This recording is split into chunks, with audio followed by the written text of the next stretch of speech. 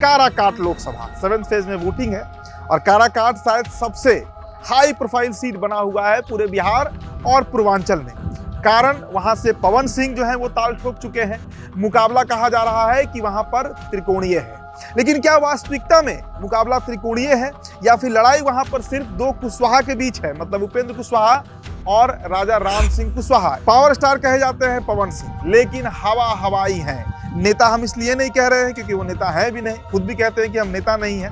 तो ऐसे में पवन सिंह कितने प्रभाव डालेंगे, कितना? पवन सिंह एंट्री जरूर मारे हैं, लेकिन खबर तो ये भी है कि पवन सिंह हो सकता है कि चुनाव के पहले बैक कर जाए। जिस तरीके से मनीष कश्यप जो बड़ा बेतिया को लेकर, पश्चिम चंपारण को लेकर हवा बनाए हुए थे, लेकिन अंत में मनोज तिवारी उनको मैनेज कर लेते हैं। नमस्कार, स्वागत है आप सभी का द बिहार टॉप में। मेरा नाम उदित तारन है। देखिए 7 मई की तारीख है और वोटिंग हो रहा है। मतदान बिहार के 5 लोकसभा सीटों पर चल रहा है। इस बीच जो 7वें चरण का चुनाव होना है उसका जो नामांकन है उसकी भी प्रक्रिया अब शुरू होने जा रही है। काराकाट लोकसभा 7th फेज में वोटिंग है और काराकाट शायद सबसे हाई प्रोफाइल सीट बना हुआ है पूरे बिहार और पूर्वांचल में। कारण वहां से पवन सिंह जो है वो ताल ठोक चुके हैं। मुकाबला कहा जा रहा है कि वहां पर त्रिकोणीय है, लेकिन क्या वास्तविकता में मुकाबला त्रिकोणीय है या फिर लड़ाई वहां पर सिर्फ दो कुशवाहा के बीच है, मतलब उपेंद्र कुशवाहा और राजा राम सिंह कुशवाहा। इस तथ्य को समझना होगा। पवन सिंह कितने प्रभाव डाल सकते हैं काराकाट में, ये भी एक बड़ा चर्चा का विषय बना हुआ है पूरे बिहार में।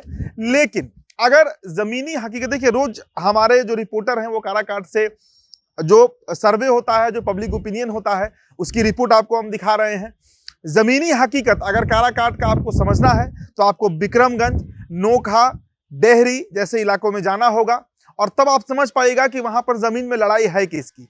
पावर स्टार कहे जाते हैं पवन सिंह, लेकिन हवा हवाई है। नेता हम इसलिए नहीं कह रहे हैं क्योंकि वो नेता है भी नहीं, खुद भी कहते हैं कि हम नेता नहीं है। तो ऐसे में पवन सिंह कितने प्रभाव डालेंगे, कितना, ये बड़ा मसला है। अब देखिए 2014 में वहां से सांसद रह चुके हैं उपेंद्र कुशवाहा। 2019 में कुछ ही वोटों से हारे थे, जबकि वो महागठबंधन से प्रत्याशी थे। आरएलएसपी जो उनकी पार्टी थी उससे वो चुनाव लड़े थे। महाबली सिंह जीत गए थे। लेकिन इस बार उपेंद्र कुशवाहा की जीत की प्रबल दावेदारी जो रिपोर्ट बता रहे हैं, काराकाट से जो बातें निकलकर सामने आ रही हैं, काराकाट में उपेंद्र कुशवाहा और राजा राम सिंह कुशवाहा जो भाजपा, जो सीपीआई-एमएल के प्रत्याशी हैं, उनके बीच है। पवन सिंह एंट्री जरूर मारे हैं, लेकिन खबर तो यह भी है कि पवन सिंह हो सकता है कि चुनाव के पहले बैक कर जाए। जिस तरीके से मनीष कश्यप जो बड़ा बेतिया को लेकर, पश्चिम चंपारण को लेकर हवा बनाए हुए थे, लेकिन अंत में मनोज तिवारी उनको मैनेज कर लेते हैं, वो बीजेपी ज्वाइन कर लेते हैं। तो क्या पवन सिंह जो है वो बड़ा फैक्टर बन सकते हैं? देखिए एक और आपको जमीनी हकीकत बता रहे हैं। काराकाट में राजपूतों की संख्या अच्छी खासी है। करीब 2 से 2.5 लाख के बीच वहां पर राजपूत वोटर बताए जाते हैं।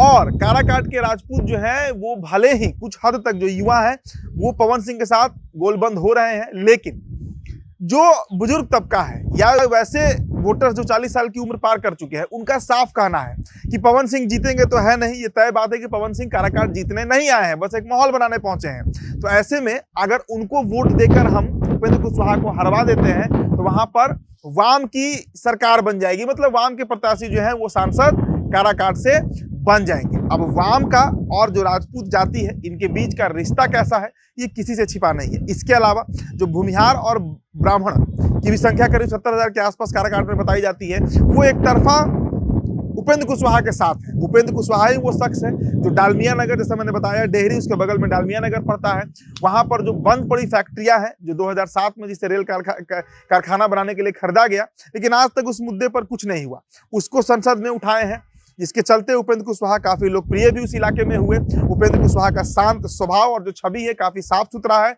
कोई करप्शन का उन पर आरोप नहीं है। तो काराकाट की जनता जो है वो या तो उपेंद्र कुशवाहा के साथ जाएगी, चूंकि नरेंद्र मोदी का फैक्टर भी बड़ा हावी है, 5 किलो अनाज का मुद्दा भी बड़ा हावी है। तो ऐसे में पवन सिंह का कहीं वही स्थिति ना हो जाए जो स्थिति मनोज तिवारी का 2009 में हुआ था, जब वो गोरखपुर से सपा के टिकट पर चुनाव लड़े थे और मात्र 34,000 वोट ला पाए थे। देखिए गोरखपुर का हमको याद है। और आप समझिए कि मनोज तिवारी का उस समय वैसा ही रुतबा था जिस तरीके से आज पवन सिंह का है।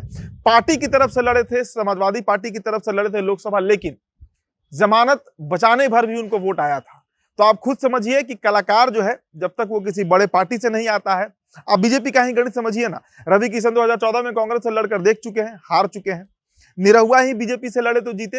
निर्दलीय कलाकार का देखिए, गुंजन सिंह नवादा में लड़ गए हैं, कहा जा रहा है कि उनका जमानत जब्त हो जाएगा। तो कहीं पवन सिंह का भी जमानत काराकाट में जब्त ना हो जाए, क्योंकि उनके जो जाति के वोटर है, स्वजाति, जैसा मैंने आपको बताया, राजपूतों का जो एक टेंडेंसी बना हुआ है कि कहीं वहां पर वाम के सांसद ना बन जाए राजाराम सिंह कुशवाहा, इसलिए राजपूतों की गोलबंदी भी वहां पर हो रही है। तो फिलहाल जो रिपोर्ट आ रही है काराकाट से, उसके अनुसार उपेंद्र कुशवाहा बड़े मार्जिन से लीड लेते हुए दिख रहे हैं। हालांकि अंतिम क्षण में क्या होगा नहीं होगा ये तो 1 जून को ही पता चलेगा जब मतदान होगा और 4 जून को रिजल्ट आएगा। लेकिन अगर वास्तविक स्थिति पूछी जाए काराकाट की, तो पवन सिंह वहां पे हवा हवाई बने हुए हैं।